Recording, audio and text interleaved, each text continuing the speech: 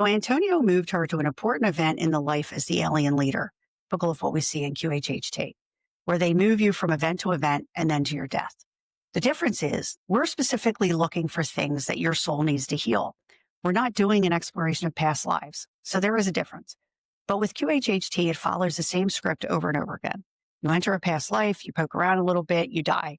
You ask the lessons you learned, and then you go to another life, poke around, die, and repeat.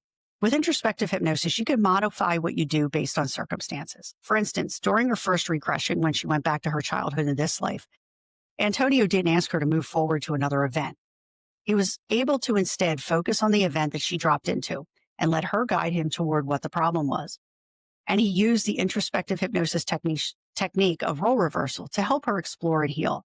But for this life we're exploring right now, they did not drop right into the event. So we need to poke around a bit to find out why the soul brought her here. So we find out it is to teach her people how to love. And then in the next event, there is a threat of an attack, and she explains that she's anxious, but can't show it to her people, and she shoves it down. So he asks how having shoved all of this anxiety down in that life is affecting the client in this life. And she simply says she's doing the same thing. This is where the patterns start to emerge, and they see the parallels between lives and how they affect and intertwine with each other as we go through the journey. He also asked where the client is storing all of these past and present emotions, and she said in her stomach, which makes sense since she came in complaining of chronic stomach issues.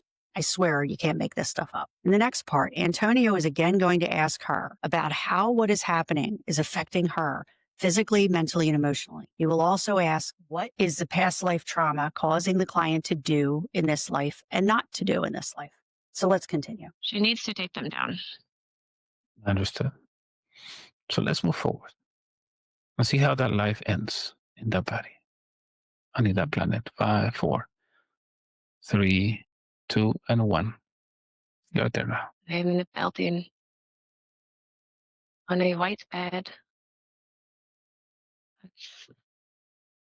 There are many, many around me. I'm old. How's the body feeling? I lived a good life. My people learned a lot from me. They learned to stand their ground. They learned to protect each other. They learned to not be afraid of those coming in to invade us because they are stronger than they are. Are you satisfied with the life that you just lived? Yes. Yes. Okay. So once you're ready, I want you to move out of the body, understanding that with the death of that body, that experience is over forever, and none of that is going to affect you in a negative way. If you make a summary of that life, what do you think you had to learn in that life? Strength. Strength. Were you able to learn that lesson? Strength within myself. Okay. Were you able to learn that lesson?